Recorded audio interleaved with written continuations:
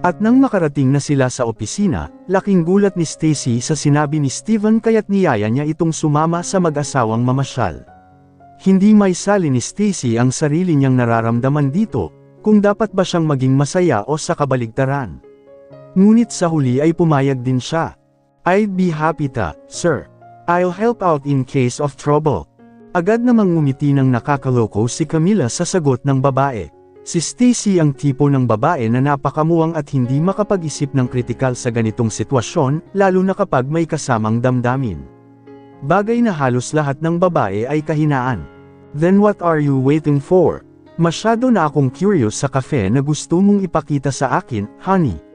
Sapat na para makaramdam ng kaba si Camila dahil ito ang unang pagkakataon na tinawagan niya ng magiliw ang asawa. Laking gulat ni Steven. Agad siyang lumingon ng mabilis. Matindi ang titig niya kay Camila. But then, naintindihan niya na gusto lang pagselusan ni Camila ang sekretarya. Ngumuso lang si Steven. Kung tungkol kay Stacy, ito ay tulad ng inaasahan ni Camila. Nag-aapoy ang pakiramdam ng babae nang marinig ang mapagmahal na tawag na iyon sa mga labi ni Camila. Naglakad sila patungo sa sasakyan ni Steven at tinungo ang kafe na napili ni Steven. "Tama ka, ang menu sa napaka-tempting ng kafe na ito. May gusto ka bang i-order, Stacy?" Tanong ni Camila kay Stacy pagkaupo sa isa sa mga upuan sa cafeteria. Napatingin si Stacy kay Camila. Nagsisimula na siyang maghinala dahil masyadong mabait ang babaeng ito sa kanya. "May kakaiba," sabi ni Stacy. Ngunit hindi ito pinansin ni Stacy at sinabi kay Camila kung ano ang utos. Tumayo si Camila at umorder ng drinks na gusto nila, habang si Steven naman ang nag-asikaso sa kanya. Matapos matagumpay na makuha ang gusto niyang inumin, bago siya ihatid sa kanilang mesa, palihim niyang binuhusan ng laxative ang baso ni Stacy. Bumalik si Camila at inihain ang inumin sa harap ni Stacy. "Why bother? I can order it myself." "Ah, wala namang problema. Isipin mo na lang na regalo mo sa kabaitan mo sa pagtulong sa asawa ko," ani Camila. Samantala, bumalik lang si Steven na may dalang pagkain para sa kanilang tatlo. Nasiyahan din sila sa menu sa kafe. Hindi pa rin alam ni Stacy kung anong gamot ang nasa kanyang kape hanggang sa makalipas ang ilang minuto ay naramdaman niya ang epekto ng gamot. Napakalakas ng epekto kaya pinilit niyang pumunta sa banyo. Wala na siyang oras na magsalita pa sa kanilang dalawa. Tumakbo agad siya sa banyo, ganoon din. Natawa si Camila sa loob, nakita niya si Stacy na tumatakbo papunta sa toilet na walang sinasabi sa kanilang dalawa. Naghintay sila ng ilang minuto para lumabas si Stacy sa inidoro. Pero pagbalik pa lang ni Stacy ay naramdaman niyang kailangan na niyang pumunta ulit sa inidoro kaya hindi niya maiwasang magpabalik-balik. "Anong problema? May sira ba sa tiyan mo?" Tanong ni Steven kay Stacy, na ngayon ay maaari na lamang napangiwi sa sakit. Pilit na ngumiti si Stacy at bahagyang umiling. Siguro maliit na problema lang. Hindi pa rin namalaya ni Stacy na nasa baso ng inumin ang inorder ni Camila. Si Camila, syempre, nag-cheers sa loob. Nagtagumpay ang kanyang plano na pahirapan ang babae sa harap mismo ng kanyang mga mata. Kahit sakit lang sa tiyan, sobrang saya na nang nararamdaman ni Camila sa kanyang paghihiganti sa sekretarya ng asawa. Kunwaring binitawan ng kutsara, dahan-dahan niyang kinuha ang kutsara nang uupo na sana siya, bumulong siya sa mismong tenga ni Stacy na agad namang nagpa-goosebump sa babae nang marinig ang boses nito na napakatalim kahit na napakababa nito. "Naghahanap ka ng gulo sa maling tao, miss. Sa susunod na gusto mong manakit ng isang tao, intindihin mo muna kung sino ang kinakalaban mo para hindi ka makakaramdam ng ganti mula sa kanila pagkatapos." Ngumiti si Camila ng nakakaloko, habang si Stacy naman ay agad na napalunok sa mga katagang iyon. Hindi niya alam na napagtanto ng babaeng ito ang ginagawa niya noon pa man. Si Steven na mismo ang nagturo sa driver, at alam din niya ang pakikitungo ni Stacy sa asawa. Sa huli, hindi nakatiis si Stacy at piniling magpaalam, na iniwan ang mag-asawa upang magsaya sa oras na magkasama. Sapat na sa kanya ang paghihiganti ng asawa ng kanyang amo. Hindi ko inaasahan na lumalabas na si Camila ay sobrang nakakatakot sa ilang mga oras. Ngunit, ngayon lang ako sumuko, tingnan natin mamaya, bibigyan kita ng susunod na problema, nakakainis kang babae. Noong pinili ni Stacy na umalis at hindi na sila makasama, Sa wakas ay naging mas malaya si Steven na gumugol ng oras sa kanyang asawa. Masyadong engrossed sina Camila at Steven sa mga tanawin sa syudad na hindi nila namalayan na kanina pa pala sila pinagmamasdan ni Franco. Hindi na napigilan ang selos sa puso ni Franco kaya ngayon ay bigla na lang siyang naging detective o spy. Na para bang ayaw niyang makaramdam ng saya si Camila sa piling ng ibang lalaki. Matapos makontento, sa wakas ay bumalik sina Camila at Steven sa kanilang hotel. Ganon din si Franco. Binabantayan pa niya ang dalawa hanggang sa hotel. Nag-book siya ng kwarto sa tabi mismo ni Camila pati na rin ni Steven. Nang mga oras na iyon ay naglilinis si Steven ng kanyang sarili, habang si Camila naman ay nasa labas ng kwarto para may gawin. Pero paglabas niya ng kwarto, laking gulat niya talaga nang mapagtantong nandoon si Franco. Nakatayo si Franco ilang hakbang lang ang layo sa kanya, nakatayo mismo sa tapat ng pinto ng katabing kwarto. Natahimik si Camila ng ilang segundo nang mapagtanto ang presensya ng lalaki. "Anong ginagawa mo dito?" tanong ni Camila sa patag na boses. Parang walang interes. "For what? I just can't hold back my own heart, Camila. I came for you." "Ikaw ang dahilan kung bakit ako nandito," matapat na sabi ni Franco. Hindi niya itinago ang tunay niyang dahilan. Lumapit si Franco kay Camila. Si Camila naman, hindi napigilan ng babae ang pag-iisip. "Franco, seriously, wala ka namang trabaho di ba?" Inis na tingin ni Camila kay Franco. Labis na nalungkot si Franco sa narinig. Si Camila ay ganap na nagbago. "Bakit ka ba nagkakaganito? Napaka-ignorant mo. Dati, sobrang saya mo nung ipinaglaban kita, Camila. Hindi ko gusto ang side mo," sabi ni Franco.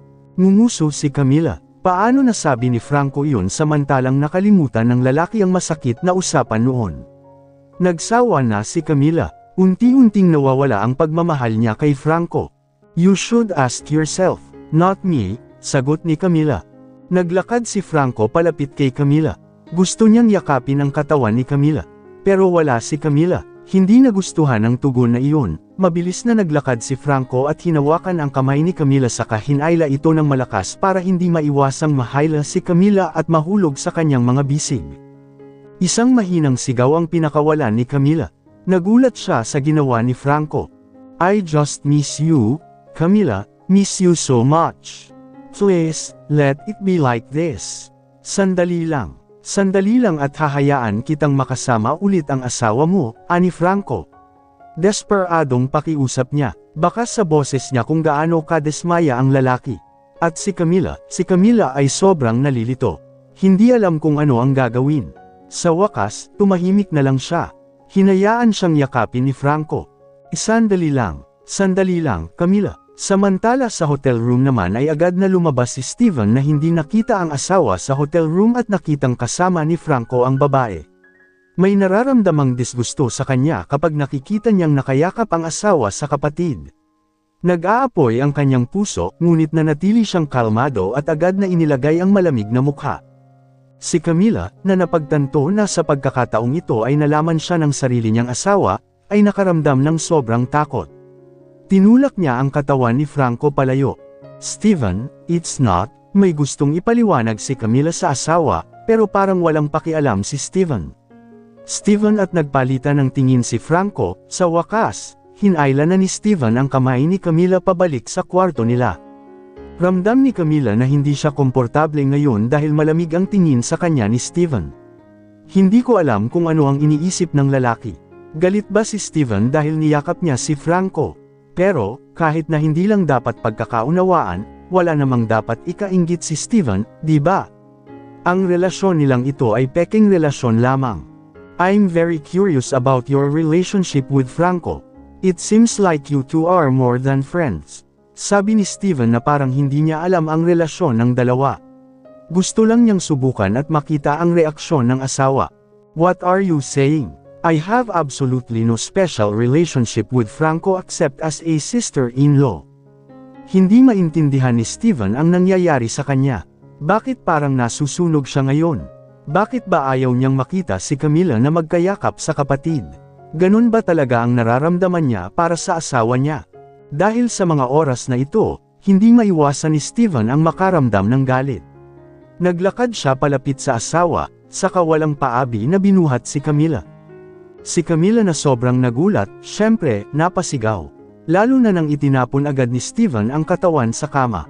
Pumikit si Camila. Nung una ay papagalitin niya si Steven dahil sa pagiging masama niya.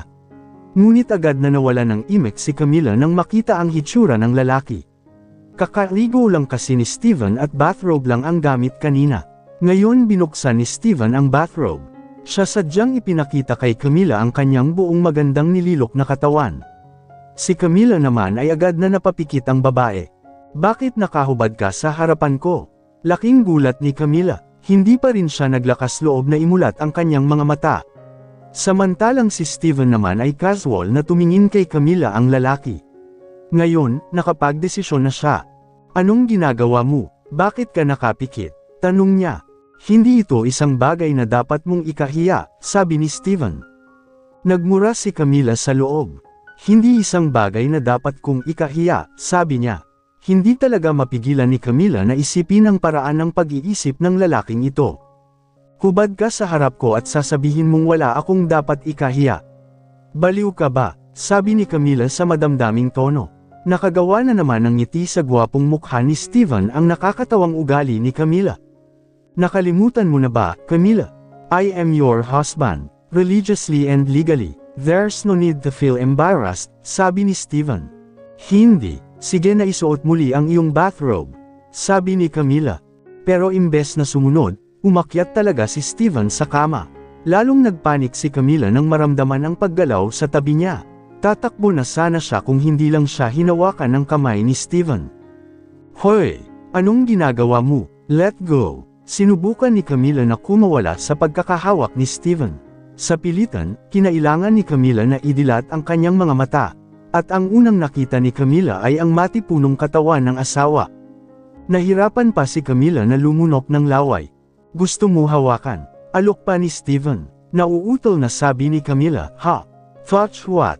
Tulala si Camila, kahit na alam niya talaga kung ano ang ibig sabihin ng asawa niya na napaka-pervert pala. Niloko ako sa cool niyang ugali. Walang masyadong sinabi si Steven. Inakay niya ang kamay ni Camila para hawakan ang kamay niya. Napakalamig ng mga kamay niya. Ibig sabihin sobrang kinakabahan si Camila. Ayos lang, huminga ka, Camila. Huminga ka, babala ni Steven. Dahil kapag ang mga daliring iyon, hinawakan ang kanyang perpektong nabuong mga kalamnan sa tiyan, parang pinipigilan ni Camila ang kanyang hininga. Nadama ni Steven na hindi pa rin handa si Camila na gawin ito sa sarili niyang pagkukusa. So, si Steven ang manggana. Papalapit na siya kay Camila. Dahan-daang humiga ang katawan. Sinubukan ni Camila na tumanggi. Alam niya ang susunod na mangyayari. Tahimik lang si Steven. Inilapit niya ang mukha niya, saka bamulong, "You lips say no, but your body says otherwise." "Are you sure, Camila?" Tanong ni Steven sa baritonong boses. Sa pagkakataong ito, ang kakaibang malalim na boses ni Steven ay parang nakatutokso sa pandinig ni Camila. Umiling si Camila nang muling pinahina ni Steven si Camila sa kanyang nakakalasing na haplos. Hiniling ng lalaki na halikan siya. Iginiya ni Steven ang kamay ni Camila para manatili sa kanyang buhok. Sa pamamagitan ng reflex, marahan niyang sinabunutan ang buhok ni Steven. Tuluyang lumabas sa labi ni Camila ang unang hilanghing. Napasabunot ang sulok ng labi ni Steven. Alam niyang nagsisimula ng mag-enjoy si Camila. Alam niyang hindi na lumalaban si Camila sa kanyang haplos, mas naging walang ingat si Steven. Without Camila knowing na ngayon, nakahubad ang babae. Inilayo ni Steven ang mukha. Gusto niyang makita ang magandang katawan na iyon. At si Steven ay lubos na natigilan. Sa pangalawang pagkakataon, makalipas ang mahabang panahon, muling nakita ni Steven ang magandang katawan na ito. Damang-dama ang bawat pulgada ng makinis na balat ni Camila na may maliwanag na ilaw. Tinabi ni Camila ang mukha niya. Nakaramdam siya ng sobrang hiya dahil tinitigan siya ng asawa. "Anong tinitingin-tingin mo?" Sabi ni Camila sa mabangis na boses pero sobrang malambing pa rin sa pandinig ni Steven. Hindi umimik si Steven, napayuko siya. This time, hindi labi ni Camila ang nakatutok, kundi ang noo ng babae. Isang matamis na halik sa noo ang nagpamula kay Camila at Steven. "Beautiful. You are so beautiful," bulong ni Steven. Hindi alam ni Steven kung ano ang nangyari sa kanya, para siyang sira. Hindi pa niya naramdaman ang ganitong pakiramdam ng pananabik at pagnanais na mahawakan ng ganito. Wala pang babae ang nagtagumpay sa paghanga sa kanya ng ganito. Kahit na walang ginawa ang babaeng ito akitin siya, ngunit napaka-turn on ni Steven. Bum-ontong hininga ang lalaki, at alam na alam iyon ni Camila. Camila, gusto kita, gusto talaga kita, pwede, tanong niya. Sa pagkakataong ito, gusto ni Steven na gawin ito ng tama. 4 na taon na ang nakalipas, masyado siyang mapilit. Nang walang pag-aproba ni Camila ay kinuha niya ang pagkakataon. Tiyak, ang nangyari sa oras na iyon ay nag-iwan kay Camila ng matinding trauma. Ayaw ni Steven na mangyari iyon sa pangalawang pagkakataon. Hinaplos ni Steven ang pisngi ni Camila. May nagsusumamong tingin doon. Si Camila mismo, sobrang nalilito siya. Pero, hindi siya nagsinungaling na gusto pa niya. Gusto niyang mas hawakan siya ng lalaking ito. Nagbibigay ng makamundong kasiyahan na madalas marinig ni Camila sa bibig ng ibang tao. Kaya naman, walang pag-aalinlangan, tumanggo ang babae. Bigyan ng pahintulot si Steven na gumawa ng higit pa para sa kanyang sarili. Nang makita ang tanda ng pagsang-ayon, ngumiti si Steven. Hinalikan niya ang labi ni Camila. I will give you the pleasure, Camila. You just need to enjoy it. Pagkasabi ni Steven ay agad namang nagpakawala si Camila. Magsasalita pa sana siya, ngunit agad na tinakpan ang kanyang bibig para pigilan ang mga helenghing na lalabas ng malakas. Ngunit gayunpaman, ito ay walang silbi. Handa ka na ba sa susunod na kasiyahan? Camila, tawag niya. Nakaramdam ng disgusto ng si Camila ay abala sa pagtatakip ng kanyang mukha. Hindi nagtagal pagkatapos ng isang mainit na sandali sa pagitan ng dalawang tao, naabot din ni Camila ang kanyang kasukdulan. Pagkatapos ay sinundan ng ilang segundo si Steven. Bumagsak ang katawan ni Steven sa tabi ni Camila. Kinuha ang babae sa kanyang mga braso. Mine. You are mine. Remember that, aniya bago pumikit. Walang tigil sa paghalik ang labi niya sa tuktok ng ulo ni Camila na nakatulog na. Si Camila ang unang nagising. Ang sakit ng buong katawan niya, lalo na sa gitnang bahagi. Hindi pa rin namalayan ni Camila na may nakayakap na siya ngayon. Ang sakit ng katawan ko, bulong ni Camila. Hanggang sa wakas, sinalubong ng daing ang kanyang pandinig. Laking gulat ni Camila, nawala agad ang antok na kanina pa nanag sa kanya. Tumangala ang mukha niya, at mas nagulat si Camila. Nagdilat ang kanyang mga pupil. Itinikom ni Camila ang nakanganganyang bibig. Parang pelikula agad sa utak niya ang alaala ng kagabi. Napamura ni Camila sa ilalim ng kanyang hininga. Kagabi ako at siya, kami. Umiling si Camila. Tinanggal niya ang kumot na nakatikip sa kanyang katawan hanggang sa kanyang dibdib. Wala siyang saplot. Muling nagmura si Camila. Inulit ni Camila ang kanyang pagkakamali, 4 na taon na ang nakalilipas. Matulog ka sa lalaking ito. Mahigpit na nakakuyom ang mga kamay ni Camila. Mahigpit pa rin ang pagkakayakap sa kanya ni Steven. Hanggang sa makalipas ang ilang minuto, kumalas lang ang yakap. Nakatalikod na sa kanya ang posisyon ni Steven. Dahan-daang bumaba si Camila sa kama. Naglinis siya ng sarili. Masakit pa rin ang singit niya. Matingkad pa ring naalala ni Camila kung gaano siya kabusog ng ang kay Steven ay ganap na nasa kanyang kaibuturan. Ang lalaking ito, hindi alam ni Camila kung ano ang nararamdaman niya ngayon. Kahit papaano, may naramdamang paninikip sa kanyang dibdib. Isinuot na ni Camila ang kanyang buong damit. Kinuha niya ang wallet at cellphone niya. Ilang segundong tumingin kay Steven na mahimbing pa rin ang tulog. Ang lalaki ay talagang walang schedule ng trabaho ngayon. Bukas ay ang kanilang huling araw sa lupain ng mga taong ito, at sila ay babalik. Agad na lumabas ng hotel room si Camila. Iniwan si Steven mag-isa, may gagawin siya, at ito ay apurahan. Napakabilis ng mga hakbang ni Camila. Paulit-ulit niyang chinek ang phone niya para subaybayan kung saan siya pupunta. Hindi man lang namalayan ni Camila na hinihintay na ni Franco ang paglabas ni Camila sa kanyang hotel room.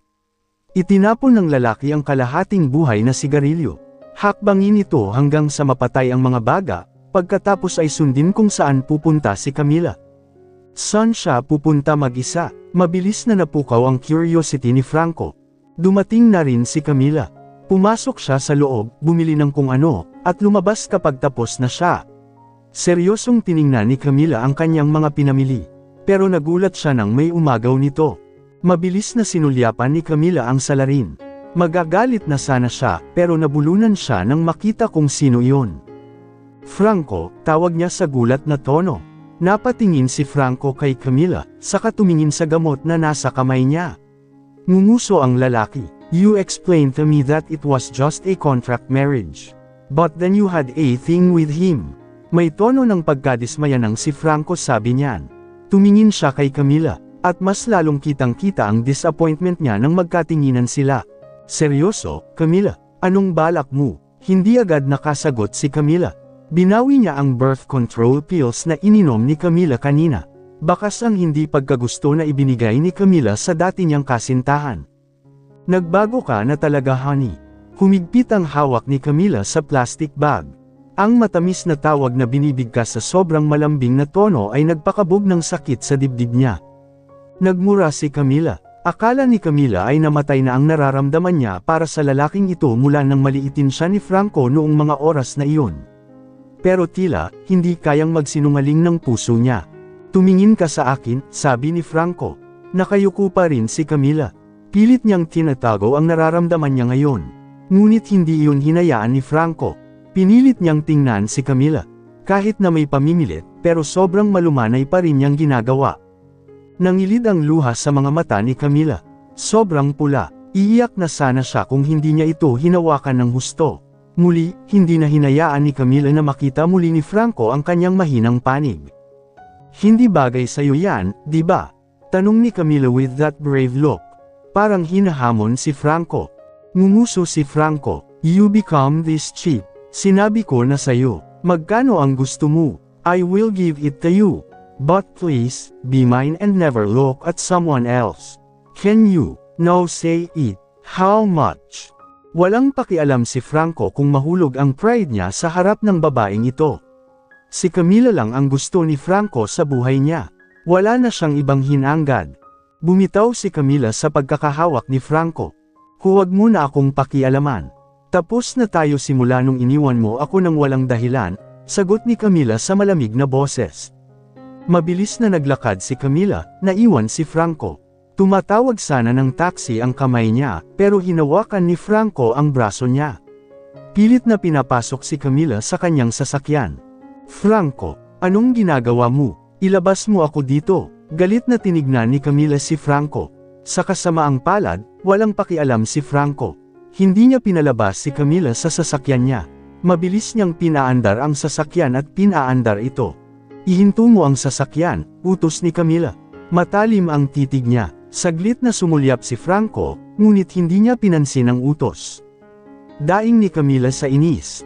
Franco, wala pa ring reply. Sa tingin mo natatakot ako. Sa tingin mo hindi ako magiging reckless, ha? Hindi naintindihan ni Franco ang sinasabi ni Camila, pero agad siyang nanlilisik nang makitang binuksan ni Camila ang pinto ng sasakyan. Talon na sana ang babae palabas ng sasakyan. Mabilis na inihinto ni Franco ang sasakyan sa gilid ng kalsada, saka mabilis na hinawakan ang braso ni Camila. Baliw ka ba? Hindi mapigilan ni Franco na isipin ang paraan ng pag-iisip ni Camila. Ang babaeng ito ang pinakamatigas ang ulo bukod sa nanay niya na nakilala ni Franco. Pakawalan mo ako, pilit na binitawan ni Camila ang pagkakahawak. Nakaturo ang hintuturo niya kay Franco. Ipinakita ni Camila ang galit na mukha. I'm warning you one more time. Huwag mo nang guluhin ang buhay ko. Naiintindihan mo ba? Pagkasabi nun ay naghanda na si Camila para umalis. Hahakbang na sana ang mga paa niya kung hindi narinig ni Camila ang mahinang boses ni Franco na nagmamakaawa sa kanya. Hanggang dito na lang ba? Nawala na ba talaga ako sa'yo? Ayaw mo na bang sumubok ulit, Camila? Nakakuyom ang mga kamay ni Camila para pigilan ang lahat ng kaguluhan sa loob niya. Hindi, Camila, tapos na kayo, walang tayo, sa iyo at sa kanya. Binalaan ni Camila ang sarili. Unanimous ang desisyon ni Camila, ngunit muling nagsalita si Franco sa desperado na tono na narinig ni Camila mula sa lalaking iyon. Please, I beg you. Ayusin natin ta. I love you. Magkasama tayong muli. We will be strong this time. I won't let you go. At noon ay gumuho ang depensa ni Camila. Ibinaba ng babae ang kanyang ulo. Tumulo lang ang luha, parang nakakadurog ng puso ang mga iyak niya. Alam mo bang napakalupit mo sa akin? Bakit? Bakit, Franco? Kinapa ni Steven ang kama. Agad na nagmulat ang mga mata niya nang maramdaman ang init sa tabi niya. Umupo si Steven. Sinuri ang lahat ng panig ng silid ng hotel na ito. Ngunit hindi niya mahanap si Camila. Nasaan ang babaeng iyon? Sinubukan ni Steven na kontakan si Camila. Ngunit pagkatapos ng ika-20 tawag, hindi na ma-contact si Camila. Nag-aalala na si Steven na may halong inis. Lumabas siya, ngayon lang kasama ni Camila si Franco sa labas ng kwarto tulad kahapon. Pero wala, napamura si Steven.